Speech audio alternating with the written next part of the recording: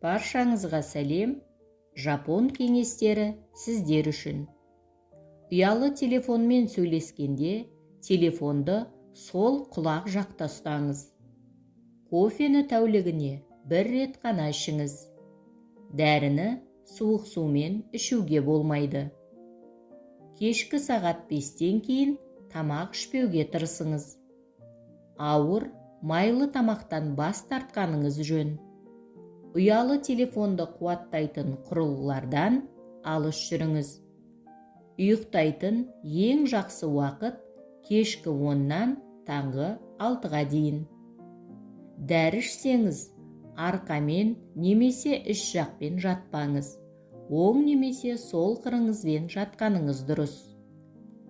Егер ұялы телефоныңызда заряд саны 5%-дан төмен немесе бір ғана таяқша көрсетіп тұрса, қолданбаңыз. Себебі ондай кезде ұялы телефон радиацияны 1000 есе көп береді.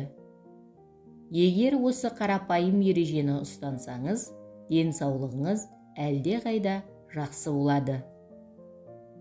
Пайдалы кеңес кәдеңізге жарасын.